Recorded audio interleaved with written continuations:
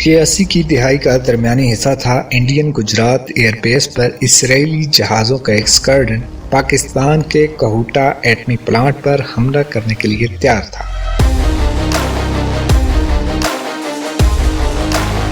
انہوں نے پاکستان کا ایک مسافر بردار جہاز گرانے کا ارادہ کیا جو صبح سویرے بحر ہند کے اوپر سے پرواز کرتا ہوا اسلام آباد جا رہا تھا۔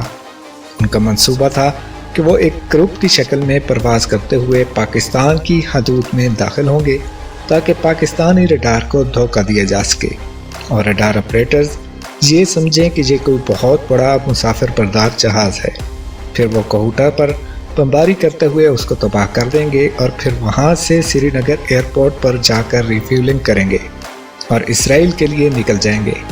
کہا جاتا ہے کہ اس حملے کی پیشگی اطلاع پاکستان کی کسی روحانی شخصیت نے دی تھی۔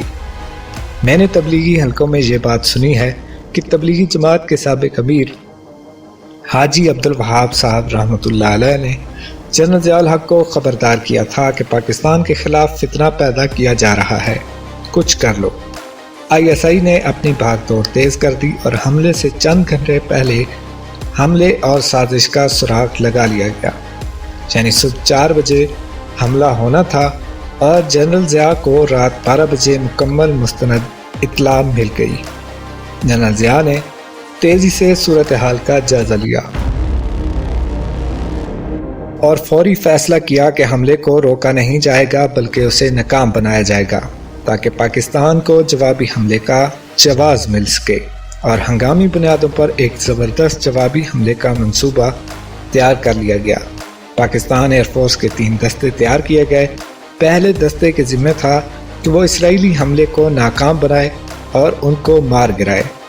اس معاملے میں اسرائیل کے خلاف پاکستان کا ریکارڈ 100% ہے۔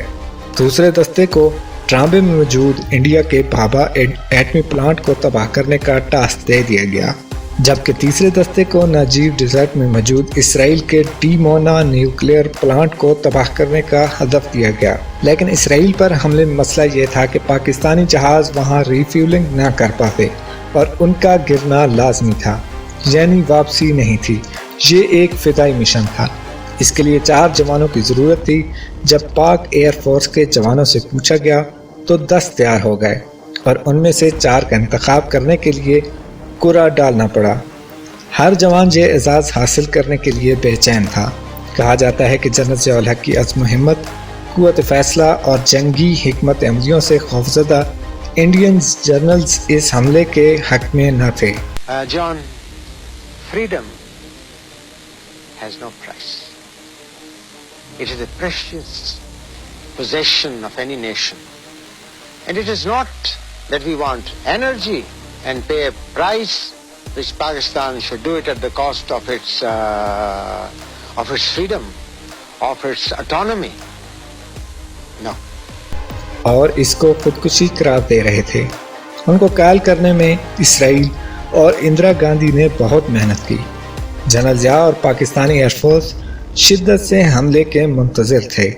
وہ اس کو عالم اسلام کے 2 بڑے دشمنوں کو ان کی ایٹمی قوت سے محروم کرنے کا سنہری موقع سمجھ رہے تھے۔ امریکی سیٹلائٹ نے پاکستانی جہازوں کی غیر معمولی نقل و حرکت کو نوٹ کیا اور فوراً اسرائیل اور ہندوستان کو آگاہ کیا۔ انہوں نے انتہائی بھونڈے انداز میں اپنے اس مشن سے پسپائی حاصل کر لی اور اس کو چھپایا بھی نہ جا سکا۔ نتیجے میں دونوں کی پوری دنیا میں سبکی ہوئی۔ جب جنرل ضیاء الحق نے اسرائیل کو خبردار کیا کہ نہ پاکستان عراق ہے اور نہ ہی پاکستانی فوج عراقی فوج ہے، آئندہ اس قسم کی کسی بھی مہم جوئی کو اسرائیل کے لیے ایک بھیانک خواب بنا دیا جائے گا۔